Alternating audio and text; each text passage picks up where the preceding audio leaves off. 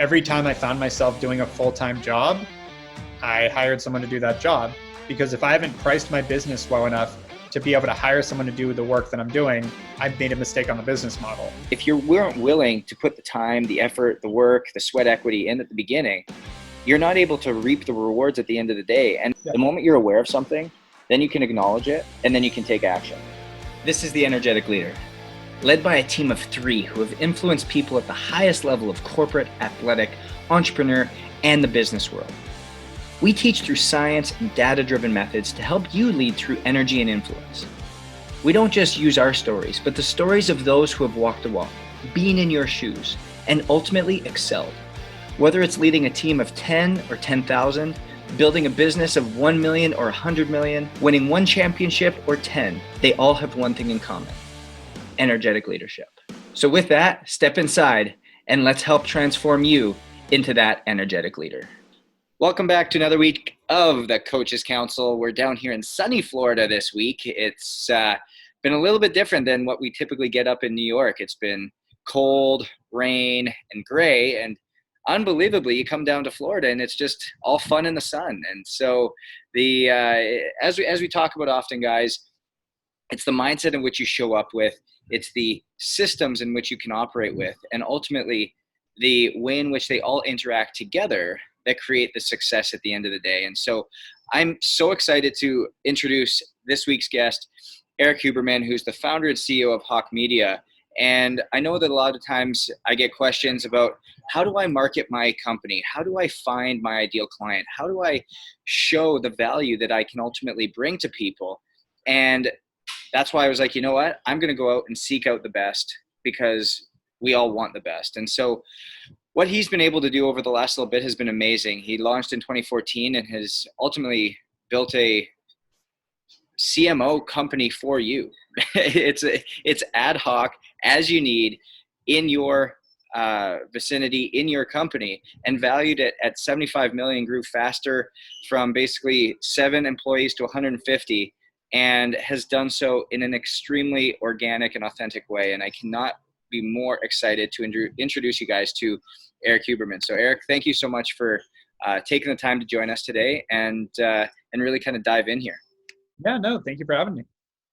I know you're out snowboarding in the morning. So how's that been for allowing yourself to really kind of get acclimated for your work days? Yeah, I mean, it's not that crazy. When I first wanted to, so I've been snowboarding every day for an hour before work. And at first I was like, that seems like a luxury. And I just grew up with, frankly, a hard-ass dad that was a successful entrepreneur that when I tell him I'm getting up at 5 every morning to grind, he's like, why aren't you getting up at 4? It was always do more. And so the idea of taking an hour off every day to go snowboard was that sounds like way too much luxury for what I'm trying to build. But then you realize no, I work out an hour every day. So now I'm just working out between 8 and 9 a.m. Pacific, as opposed to 6 to 7 p.m. And so I've been more productive than ever, because other than snowboarding, it's cold outside. So I'm just inside on my laptop. Other than that hour I get snowboarding. So it's kind of been amazing, because I've had a hyper productive month while also getting to snowboard every single day. I'm curious to know, did you notice a difference from working out at 6 or 7 p.m. to now changing your routine to working out in the morning, or going snowboarding, or spending that time? The difference is doing, and I picked up mountain biking during the whole quarantine. Again, I used to mountain bike in high school and college, but I picked that up again. When you're doing a sport that's it is athletic and it is a workout, but it's also just a fun activity. Trust me, when I'm snowboarding, I like to go pretty hard at it. So I'm huffing and puffing, but you don't really struggle with it. In terms of normal workouts, if I'm going to the gym, I know a lot of people that do better in the morning. I do better at night. I have more energy. I do better at that 6, 7 p.m. window. And if I can do it that 1 or 2, 12 to 3 p.m. is probably the best time for me to work out. But I get a much better workout in later in the day when I'm more awake. But with snowboarding, again, I love it so much that it's just I go. I don't care that it was 12 degrees out today when I was out snowboarding. It was 8 in the morning on chairlift. It was snowing, so full blown snow, 12 degrees, and I just had a blast. And I've been doing it for about a month. So it's one of those things that I've also noticed. I thought it might get old at some point, but it doesn't. And that's so funny because that's often what we talk about with a lot of our clients and people we work with when we're talking about our DNA and epigenetic testing and really figuring out what your circadian rhythm works for you and what your patterning works like and ingraining it right down to the scientific aspect. So I love that you've had that amount of awareness as to what works for you and what doesn't, so that, again, it kind of parlays into best for you and not the guru's game and what everybody else is saying. So yeah, no, I agree with you. I hear a lot of the, as you just said, gurus, a lot of gurus love to say like, well, billionaires all sleep 3 hours a night and, have a 7-hour morning routine and like all this stuff. It's like, no, they don't. Like, I work with a lot of billionaires. I work with a lot of successful people. I'd like to think I'm decently successful myself, and I need 8 hours of sleep.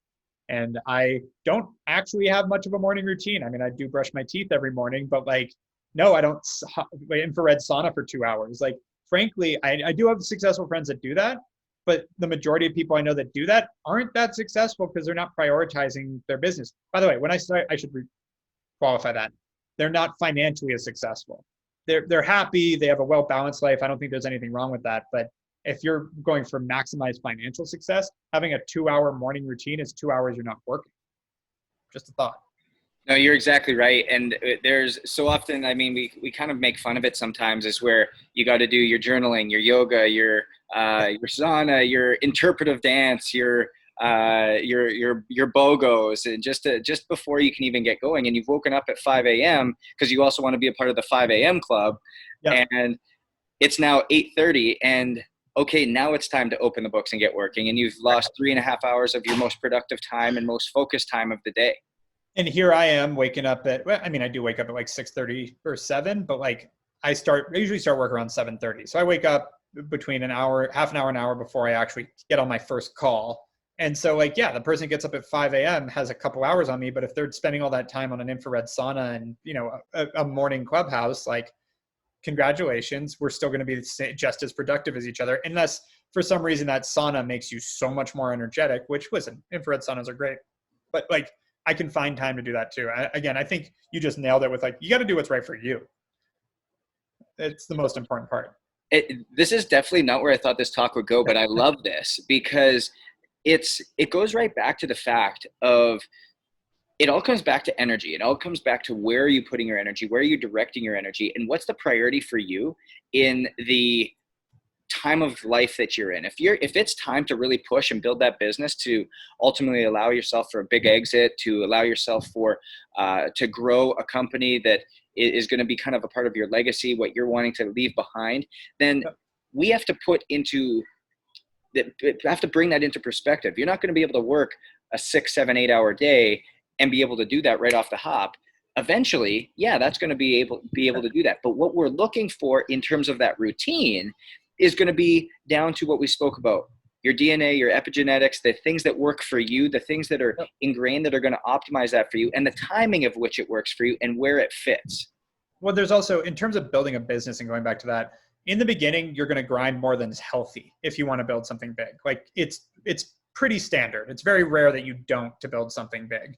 But there comes a point, once it gets kind of the cadence going, that then it kind of goes the other way, where if you have to work 15 hours to keep your business going, there's nothing scalable or sustainable about it. So like, you have to almost go the other direction, where like, the example I'll give is like, this is a big example. We're 7.5 years in at this point, or will be.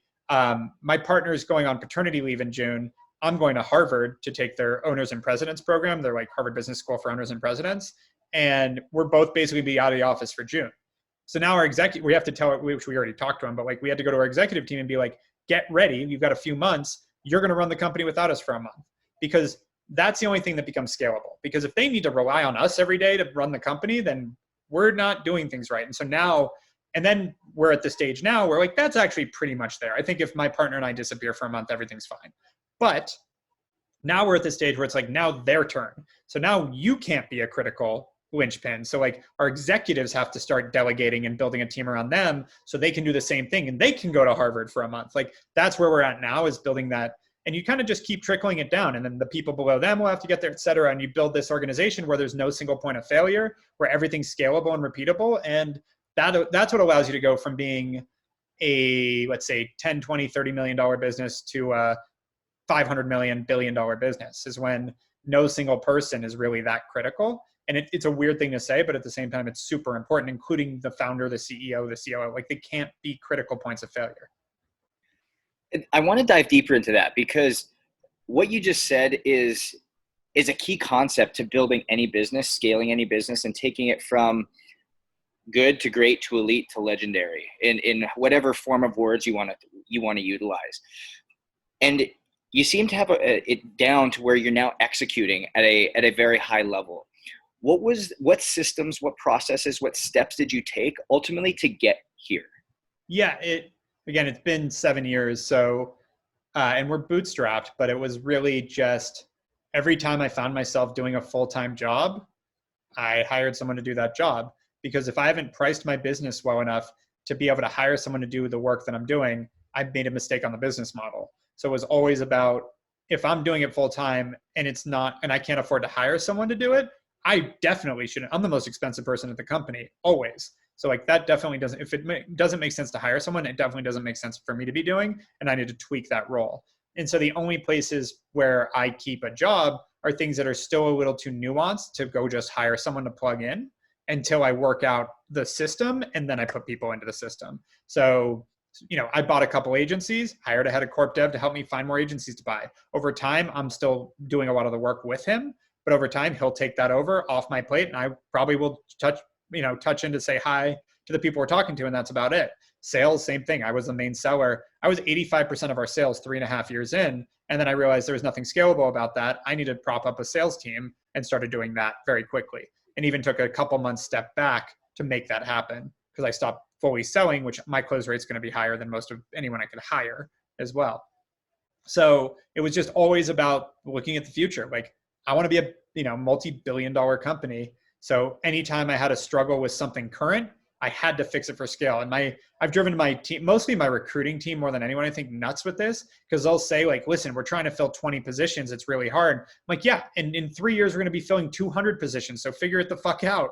Like, it's kind of like, because my head is always like, what do you mean problems now? We're not even there yet. What do you mean we're having issues with scale now? Like, that's bullshit. We're not even close to, Accenture has 400,000 employees. We have 200 people. Like, there's a long way to go before you can tell me that we're having infrastructure problems. So, and don't get me wrong, I'm nicer than that a lot of the times and collaborate on like, okay, we need to fix this. But that's how I think about it, which with that mindset forces you to do things a little differently. Because I also I've already been offered to sell the company for more money than I never need to retire. My grandkids would retire off. We're thankfully worth a lot of money at this point. And I also know I come from a family of real estate investors that really know how to invest well. So if I wanted to just sell the company, I could do that. I don't. I want to build this for a long time and build it a lot bigger. And so that mindset changes a lot of how you act, when it comes to reputation, how you treat people, partnerships, the way you grow your business. If I'm not trying to go for a 3 or 5 year exit, you look at things a lot differently, including how you profit. We didn't profit for 2 years because I had no one else to report to, and I didn't need the money. And I was like, we're just going to reinvest and keep going. And then I decided when COVID hit, we need to get hyper profitable, not by laying people off, but cutting everything else, and see how much we can make this efficient. And so now we've built a huge amount of efficiency out of just a little fear, more than anything, of like what's coming, which now I know we can do it. So it's like those kind of things that you keep working on your processes and hopefully getting better and better and better, and not repeating mistakes. And over time, your people get better, your executives get more up to speed and more aware of how the business works, and things start to hum more and more. And I think it all has to do with being long-term focused on like, what do you want to build? Because we got offered to sell the company. This was the big turning point. A year in, we got offered to sell the company for a decent amount of money. And my partner and I decided not to, but had a meeting about, well, if we're not going to sell quickly, let's turn this into a marathon, not a sprint. What do you need along the way to make this fun? At the time, this was before my partner had his 3rd kid on the way, let alone any. And he wanted to golf every other Wednesday morning. I was like, cool. I want to go on 2 or 3 epic trips somewhere in the world a year. So that's going to be my balance. And then I'm going to grind the rest of the time. And that's how we're going to do it. You're going to grind the rest of the time too, but you get to golf every other week, and I get to go somewhere really cool 2 or 3 times a year. And that priorities have changed, but that was always the concept of like, I still want to have a balance. Like, this would be an example. I want to go live on a mountain for a month. I'm still going to work my ass off, but I'm going to go live on a mountain for a month. And so that kind of mindset means like when we get offered to sell, it's like, yeah, for what? Like, I already own the house I want. I already travel I want. I have the money I need. Like, the fuck am I selling for? Like, why? And so with that, again, goes back to, so if I'm not selling, how do I continue to reinvest in this company to make it the thing I want to run and want to do for the rest of my life? And again, different mindset. I love that. And I love the explanation you just gave about the time to grind. And again, I hate the word balance, but more like a rhythm. That I was saying, you call it harmony. Harmony, rhythm, the way in which you operate in, because there's no such thing as a balance. If anyone is to look at that and say, oh, you guy goes golfing once every 2 weeks, or you go on 3 trips a year, and then you're grinding the rest of the time, that's not balanced. But for you, it's harmonious. It's what meets your needs from an internal perspective to be able to put the work in that is required to grow what you want.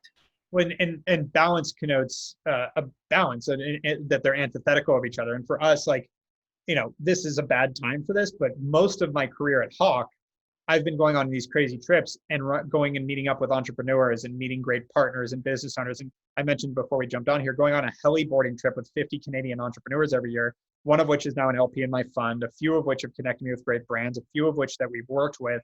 Like, there is a true harmony of like, I can go have fun and do cool things and do business as well and have it all work together. And I think that's where, as an entrepreneur, you can find happiness, is when your business and pleasure just are all in one. And you have the ability to ultimately create that for yourself if you're clear and concise on what those things are. Exactly. And that's exactly it. You have to figure out what your priorities actually are and what makes you happy. And thankfully, working does make me happy. I love grinding. I love the game. My partner also said, when we've had sales offers pretty consistently, and one time it came up and he's like, yeah, but you like being the guy. Like, you like being who you are. And if you sell, but then what? You're a real estate investor? You don't want to be that. Like, you want to be, you like this. And, to his credit, he's right. Like, I like this stuff. I like being on Clubhouse. I like being on podcasts. I like meeting entrepreneurs. I like learning how to grow businesses. I like challenging my own comfort zone. So yeah, without it. And again, it's about being self-aware of that. If you don't like it, you may not want to do it. And that's a really harsh reality that a lot of people have made entrepreneurship sexy. We talked about this again earlier, but my wife's at a private equity fund. She makes more money than the average entrepreneur. And she's not an entrepreneur. She knows she never wants to be an entrepreneur. She loves, working with a team and not creating it, and she's crushing it. And you can go that path, and people that get into entrepreneurship for money. Like, I don't know what the average entrepreneur makes, but it's not very much, because the chances of failure are so high.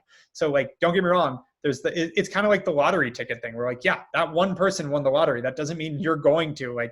That's not a good reason to buy the lottery ticket. And by the way, I have a good friend that won the lottery, and it's a terrible friend to have because it made it real. But still, it's the same kind of mindset. Like, if you're not starting a business because you love the process and what you're actually doing, and you're doing it for some outcome, you're screwed. Well, and you said it at the very beginning, is it's taken you 7 going on 8 years to get where you are today. Mm-hmm. And if you weren't willing to put the time, the effort, the work, the sweat equity in at the beginning, you're not able to reap the rewards at the end of the day. And it becomes that sustainability factor of anybody can start a business. Not anybody can grow and scale a business. Well, and again, I made no money in 2018 and 19. I started the business in 14. So like, it's not just the beginning. Like, there's times where you're like, it's ebb and flows. It cash flows in, and then sometimes it dries up because of how your business, it's not linear, and you're going to make mistakes. I thankfully have a dad that's a successful entrepreneur. So like, I went through those 2 years of like thin margins, like teetering on disaster. And then thankfully we got our P&L right and everything right before COVID. So when it hit and we took a little hit, we had already right-sized a little bit. And I told my dad about like how thin we were and stuff. And he's like, yeah, won't be the last time. Like, he's been, building businesses very successfully, like way more than I am, for what has it been, 40 something years. And he's like, yeah, it happens all the time. Cause you take bigger bets as you get bigger too, which means your misses are bigger too. And it's going to happen. I'm curious, what is your leadership strategy? What methodology and mindset do you take as a leader that has allowed you to reap the success that you've ultimately found? I'm not perfect at it because I actually ended up apologizing to two of my executives yesterday over our meeting the day before. I'm a part of the team. I'm not the boss. I'm not the CEO. I'm here to do my job. My job sometimes is to help manage our executive team, but like we all work here. So like I never take the ego driven like CEO, this is my company ever. I don't believe in that. And it's not like out of intent in terms of like, it'll cause a bad outcome. It's actually because I just don't believe that's how it works. I benefit from the fact that I'm the owner from a profitability standpoint, but I'm here to build the company like everyone else on my team. And so, and if someone's, and let's put it like, I'm the coach. And so I'm going to have to cut people sometimes if they're not, bringing in for the team, but I also rely on my all-stars just as much as they rely on me. And so it's really treating it like a team and being there for each other and betting on people and investing in people. I think that is, and I'm actually learning more and more about it as I build my company. Again, 7 years in, which is a lot and a little. We have a really good executive team now, and I'm learning the balance of keeping expectations, pushing them, et cetera, and then also respecting the fact that they're high performing, intelligent, successful individuals that are also working for me now. And it's not some 22-year-old salesperson trying to get their first job out of college, like that they're seasoned veterans that have done this for a while, that mistakes happen and miscommunications happen, et cetera. But respect is big, I think. You talk about the mistakes that happen. You talk about the learnings that have occurred now because you're bringing on these all-stars. You're around these types of high-quality people that are bringing these experiences, these talents, these perspectives that maybe you wouldn't have had before. What are a couple mistakes that you blatantly know that you made over the course of your time that are just like eye-opening, basically learning experiences for you that others can pick up on? The biggest one that took a while, because again, I'm trying to build something big, which means people are the most important part of this, is understanding the lower the position in the sort of totem pole, the faster they ramp up, meaning the higher the position, the more experienced, the more seasoned you're hiring, the longer it takes them to get up to speed. Because we all are like, I don't believe anyone's that much smarter than the other. Like, don't get me wrong, there's IQ tests, blah, blah, blah. But just because someone has 20 years experience and someone's brand new doesn't mean that person's smarter. And if they are, maybe not by much, they have more experience, but it takes them just as long to learn and to get up to speed. The difference is if you're hiring an executive, there's a lot more they have to get up to speed on. So it takes them a lot longer to start getting the nuance of their position, which is really when you get the value out of the person. So I've seen for at least us, our senior executives take about a year before they're really in a valuable position that we can actually rely on them. Before that, they'll make calls that don't make any sense because they haven't had the nuance of the business. I've got 7 years of context. They have 2 months. Like that's the part that I had to really learn, because early on I'd hire a head of sales or a head of marketing or something and be like, you've got 30 years experience. I haven't been working for 30 years. Like, it's all yours. Good luck. And then they'd make 70 mistakes. And I'm like, what are you doing? Like, how are you not smarter than this? And it's like, not an intelligence thing. They just didn't have the context I do. And so I spent I learned that a couple of years ago. And so now with our recent executive team, I don't put pressure on them to, make change right away. I'm like, just observe. Like, we invest in executives, and don't get me wrong, they're expensive. They're the most expensive people in the company, but it's like, yeah, but I want them to be here for a long time. So like, again, it's the kind of longevity thing. You'll be here for a decade. So the next 3 months don't fucking matter. Just take some time, get up to speed, then start to make some changes, start to play. But I'm going to be there right with you, making sure I agree, because again, I have more nuance than you, and we'll start to build this out. And that has worked for us very well. Our executives, we have currently two of our 6 executives are like, let's say 1.5 to 2 years in, and they're solid. They've got a handle on that. They're hitting their numbers. They're performing how we need them to. They're really great. And the others are getting up to speed. What have you seen in the methods of getting them up to speed and helping them get the understanding and the context that they need that has ultimately allowed them to succeed? What framework have you seen that works the best? We're not perfect. Again, we're still figuring it out. So there's not like a set process. It's really just sitting there with them. It's time. It's just, I'm head of marketing. I'm still on almost every marketing meeting and marketing call. And we're going back and forth and going through he's been with us 2 months, to be clear. So like over time, I'll be able to step back a little bit, but for now we're doing it together, and we're going to do it together until I see that he's going to make the decisions I would, or better, without me. And then there's a couple things you said there that really kind of stand out to me, and correct me if I'm misinterpreting, but one is time and patience. Being willing to give them the freedom, give them the flexibility, give them the time to really truly set into what is going to be optimal for them, but then also to lead by example and be there. If you're the face of the organization, if you're the face of the company, and there's nothing that can replace that one-on-one understand, that conversation, that communication that you can continually have on a day-to-day basis, and lead by example and guiding those people that ultimately you want to take over your job at some point, to ultimately give them the insights and the guidance firsthand from you. Yeah. And it's exactly that. And then never stopping. Like, I can't rest on my laurels like I wouldn't want anyone else to. Like, I still have, I'm never going to have less experience than anyone else at the company. I started it. I'm the longest standing employee. So there's almost always going to be a reason for me to be a part of the conversation in some way. I want that to be less and less and less, but strategically, I think it'll always be the case, because then the other piece of this is I'll always have more context than everyone, because I'm looking at the forest from the forest, not the trees. So when my head of marketing or head of sales or whatever are looking at things, I know what's going on in every other department. And we all meet, don't get me wrong, we have executive meetings, but I also know that I'm planning on launching this thing and doing this and buying this and, opening our fund and which, and not just know that it's happening because I inform them, but I know all the nuances of it and how it could actually maybe help another part of the company and how things can collaborate. And and that's the fun part of business. When you can get there, which we're there, being strategic and figuring out how, like playing chess, not checkers, super fun.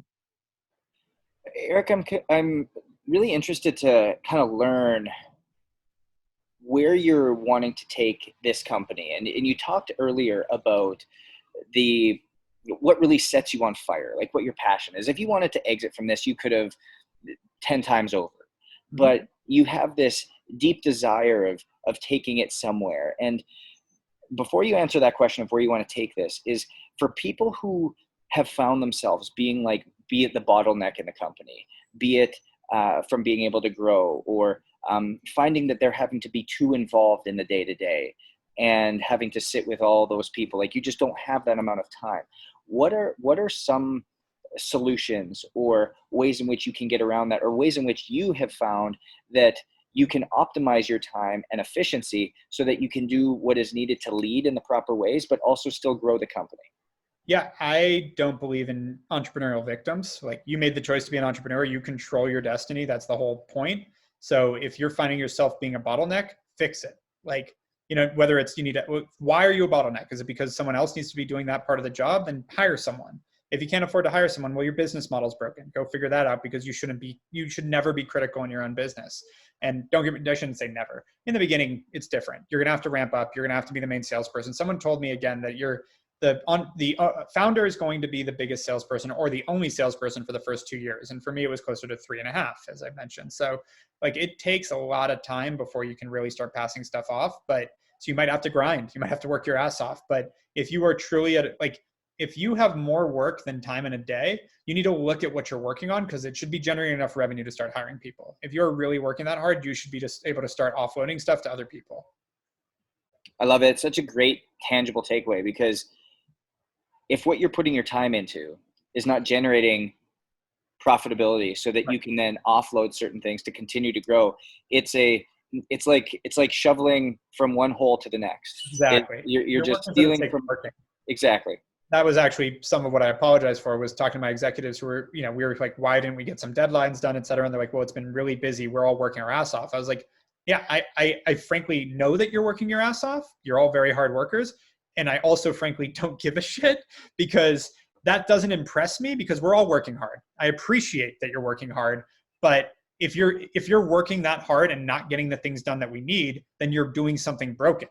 And that's I was a little harsher than that, but that's the part that you need to know as an owner, is if you're working day and night and you're not accomplishing what you need to be accomplishing, then you're doing something wrong. Like, that is just the truth. You are spending your time on shit that doesn't matter. And you have to be really reflect on that.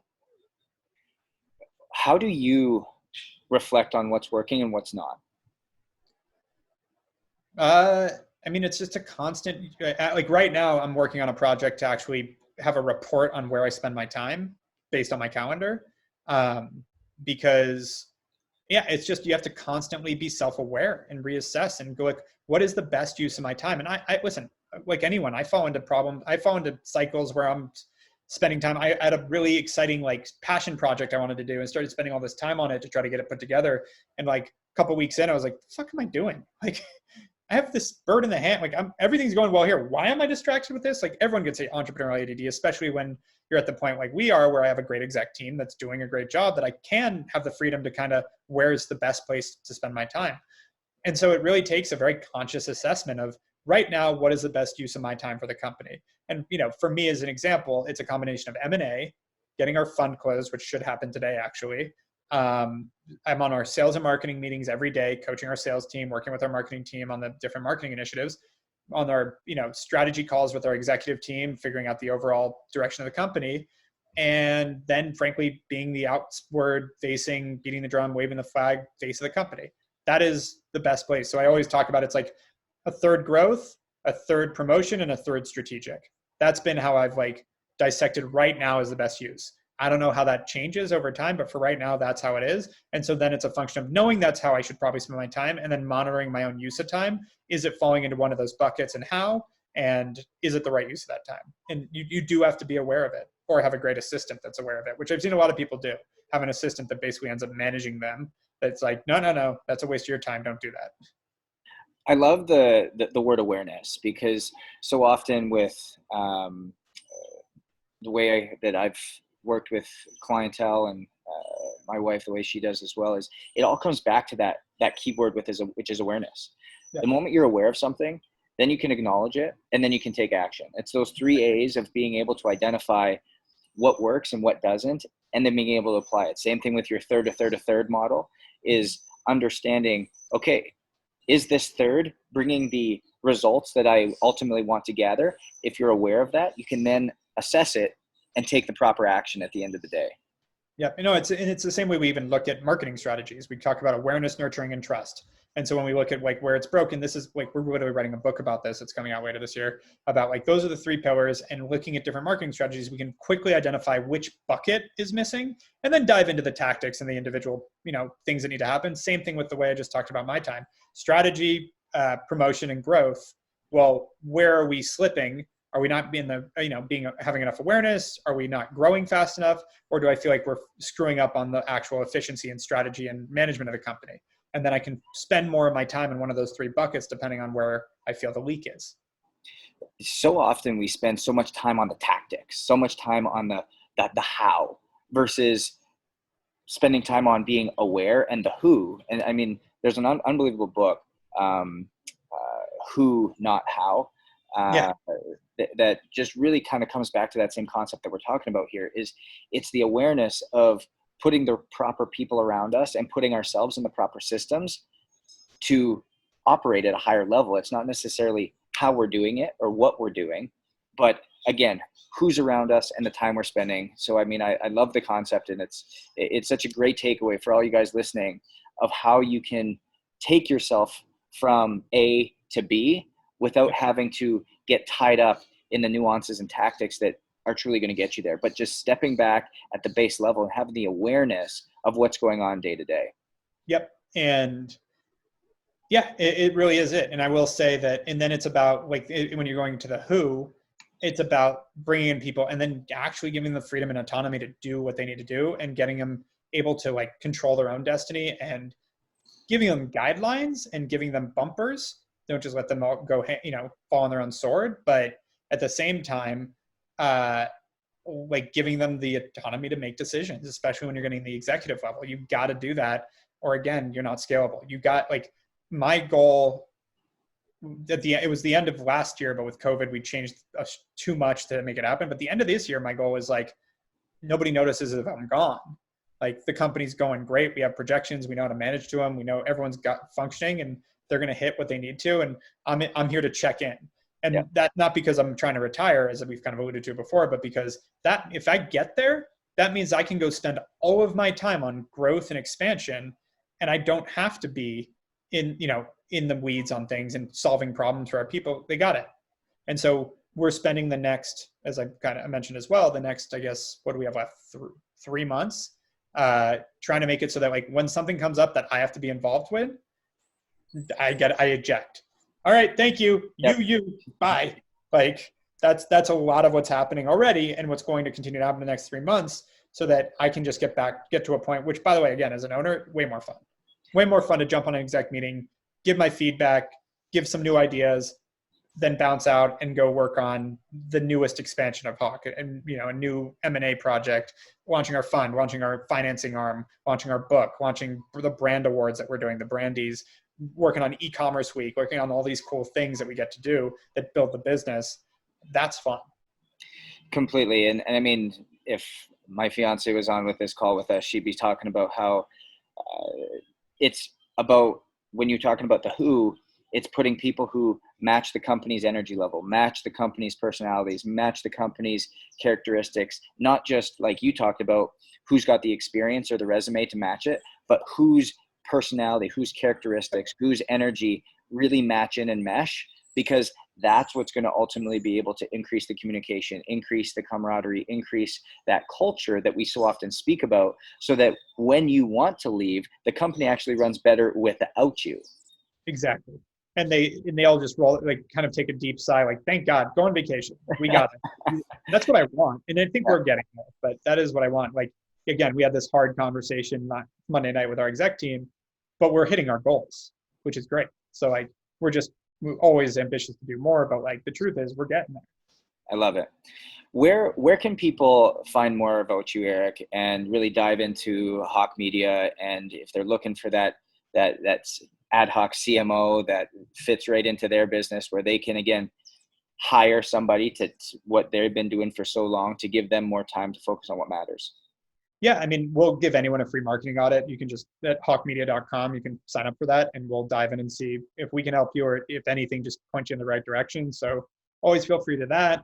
And we have a financing arm. So if you're needing working capital to grow your business, if you're doing over 20 grand a month in revenue, you can Hawke.capital is just that side. We have a venture fund, invest in a lot of marketing technology, so always happy to help there. Got our podcast, Hawke Talk, interviewing a bunch of really amazing people about their origin stories and how they got there.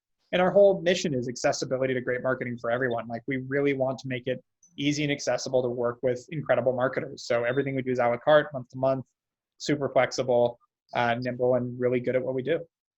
I love it. I love it.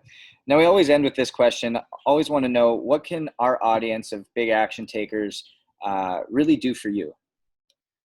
Honestly, anyone that that needs marketing help, just feel free to reach out to me on any social platform or hawkemedia.com. Like, that's it. Our lifeblood of our business is helping people with their marketing and growing brands. We've grown over 3,000 brands at this point. We're actively managing over 550 brands marketing, and we're looking to grow. We want to grow, and the cool thing is we grow by growing businesses. And again, with no long-term contracts, we're kind of forced to do great work. So it's been a good thing. So yeah, it's really just referring us, telling people about us, spreading the word, because we're just getting started. Like, and I mean that not in a cliche, cheesy way, but like, I really believe that we're looking at the next 30 years of being a massive global business, because I think the entire marketing ecosystem has been broken with the way marketers work and the amount of snake oil. And we found a really good process to consistently scale businesses.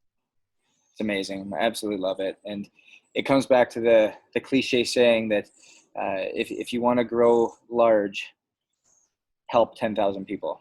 And it's really what it comes down to. The more people you can help, the more people you can provide value to, the more it's going to come back to you tenfold at the end of the day. So exactly. Especially if it goes back to the long-term vision. If you're going to be around, it'll come back. If you're doing this for 2 years, you might be a little short-sighted, and that might be what you need to be. But we know that, like, that's why we do free marketing audits for everyone. We know at some point they're going to come back, or they're going to tell a friend or something.